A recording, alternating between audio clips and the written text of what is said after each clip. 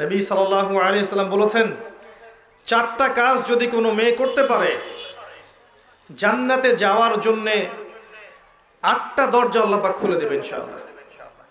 মাত্র 4টা কাজ কোনো নারী যদি করতে পারে, তার জন্য আল্লাহ পাক জান্নাতের 8টা দরজাই খুলে দেবে ইনশাআল্লাহ। যে দরজা দিয়ে ইচ্ছা সে প্রবেশ করতে পারবে। তার প্রথম কাজ হচ্ছে, যেই নারী 5 ওয়াক্ত সালাত আদায় করে।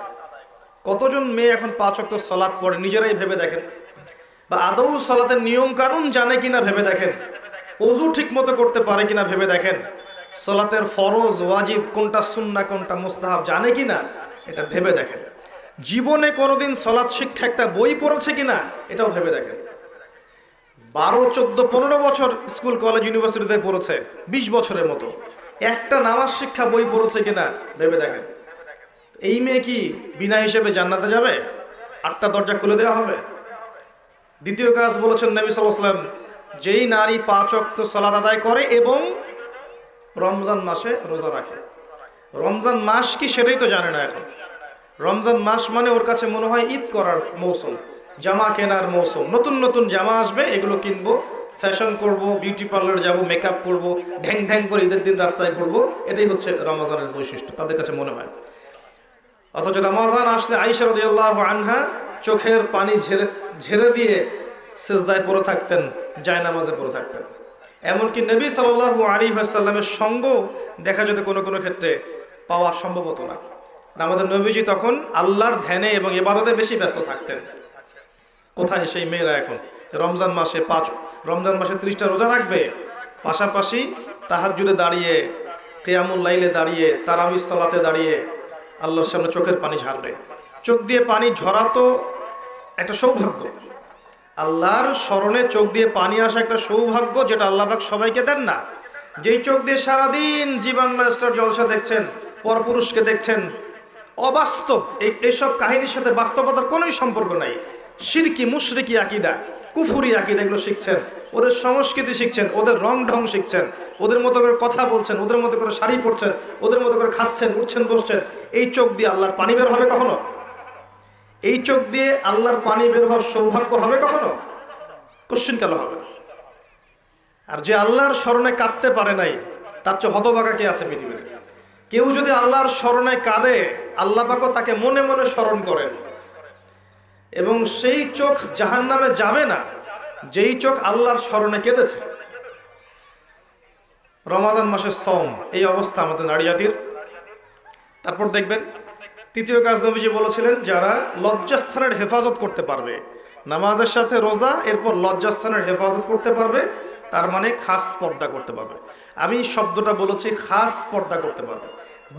ডিজিটাল পর্দার কথা আমি বলিনি। ডিজিটাল বোরখা চলবে না। যেই বোরখা পরার পরেও শরীরের সমস্ত কাঠামো বোঝা যায়, কোন অঙ্গ কতটুকু উঁচু নিচু, এই বোরখা এখনই জ্বালিয়ে পুড়িয়ে দিতে হবে। এই বোরখা চলবে না। আপনাকে এমন বোরখা বানাতে হবে যেটা এত ঢিলে ঢালা, যেটা পরার পর দূর থেকে পর্যন্ত না, কাছ থেকেও যেন আপনার শরীরের কোনো অঙ্গের কাঠামো বোঝা না যায়। এবং বাহির থেকে তো ভিতরের অঙ্গ দেখার প্রশ্নই ওঠে না। ডিজিটাল পর্দা বাদ দেন। তারপরে পর্দা বলতে শুধু এটাই নয়, কথার পর্দা আছে, চাহনির পর্দা আছে, হাঁটার পর্দা আছে, কথাবার্তার পর্দা আছে, চোখের পর্দা আছে, মনের পর্দা আছে। এই সমস্ত বিষয়গুলো না আসা পর্যন্ত পর্দা পরিপূর্ণ হয় না। যদি খাস পর্দা করে আপনার মেয়েটা কফি হাউসে বসে তার বয়ফ্রেন্ডের সাথে কফি খায়, এই পর্দার কি কোনো দাম আছে? এটা হচ্ছে ঘরের জানালা বন্ধ করে দরজা খুলে দেওয়ার মতো পাপ। এই বোকামি কেউ করবে? শুধুমাত্র পোশাকটাই পর্দা নয়, মনের পর্দা আছে, চলনে বলনে পর্দা আছে, কথায় পর্দা আছে, চোখের পর্দা আছে।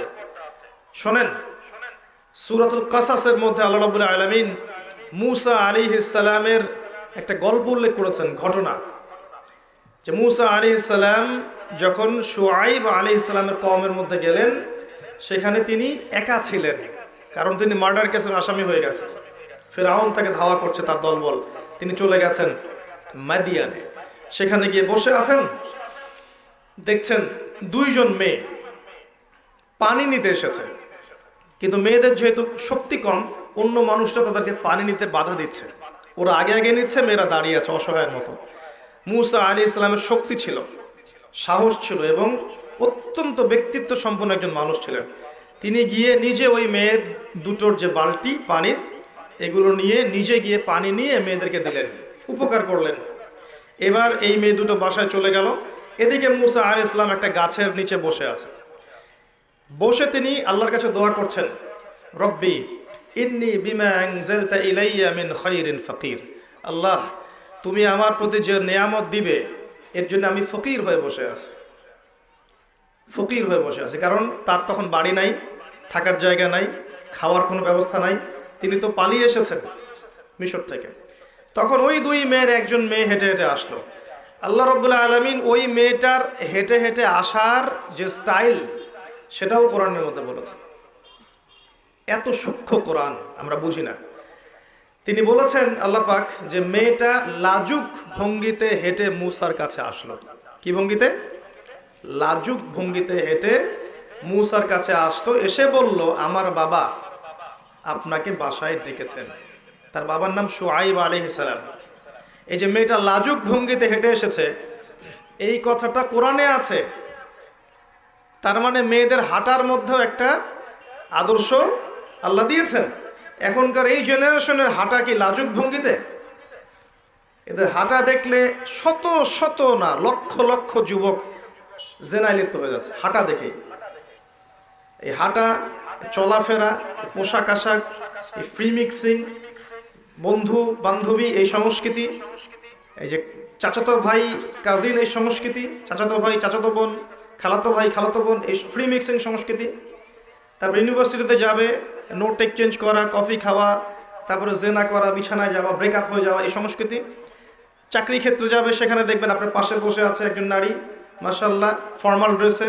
আপনি ইমান রক্ষা করতে পারবেন? আপনি যাবেন, ব্যাংকে যাবেন, পলিটিক্যাল সেক্টরে যাবেন, গার্মেন্টস সেক্টরে যাবেন, আপনি কমার্শিয়াল সেক্টরে যাবেন, মার্কেটে যাবেন, যেখানেই যাবেন দেখবেন একদম সয়লাভ, ছেলে মেয়ের ফ্রি মিক্সিংয়ের সয়লাভ। আর কোথায় সেই আয়াত? ওই মেয়েটা লাজুক ভঙ্গিতে হেঁটে আসলো। সুবহানাল্লাহ। কোথায় কোরআন আর কোথায় বাস্তবতা? কোথায় কোরআন কোথায় বাস্তবতা? দেখছেন? ওই মেয়েটার সাথে আল্লাহ রাব্বুল আলামিন এই মুসা আলাইহিস সালামের বিয়ে দিলেন। পরে তিনি তাকে বিয়ে করেছেন এবং 8 বছর শুআইব আলাইহিস সালামের ফার্মে চাকরি করেছেন মুসা আলাইহিস সালাম। তার মানে একজন ব্যক্তিত্ব সম্পন্ন পুরুষ একজন ব্যক্তিত্ব সম্পন্ন মেয়েও পায়।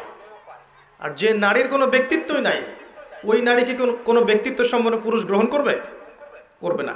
তো এইরকম বেপর্দা এবং বেহায়াপনায় যে নারীরা আছে, এরা কখনো ইমানদার, প্রকৃত ইমানদার, মুত্তাকি, পরহেজগার স্বামী খুঁজে পাবে না। আর যখন আপনি পাবেন না এমন স্বামী, তখন আপনার জীবনটা হবে জাহান্নাম।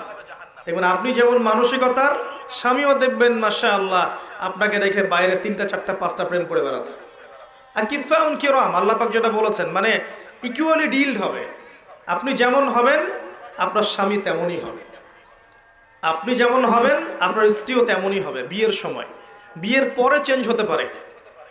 হয়তো 2 জন হেদায়েতের উপর ছিল, বিয়ের পরে একজন পথভ্রষ্ট হয়ে গেছে, হতে পারে। বা 2 জন পথভ্রষ্ট ছিল, বিয়ের পরে হেদায়েতের উপর আসছে, হতে পারে। কিন্তু একজন ব্যভিচারী পুরুষ ব্যভিচারী নারীর জন্য, আর মুত্তাকি পুরুষ মুত্তাকি নারীর জন্য। এটাই হচ্ছে আল্লাহ পাকের হিসাব। তো আমি জাহান্নাম বলতে গিয়ে এত দূর পর্যন্ত এসেছি। নবী সাল্লাল্লাহু আলাইহি ওয়াসাল্লাম যেটা বলেছেন, জাহান্নাম মানেই নারী আর নারী। তার মানে শেষ জামানার মেয়েদের সাথে এমন কিছু হবে যার ফলশ্রুতিতে আপনারা আর জান্নাতের পথে চলতে পারবেন না।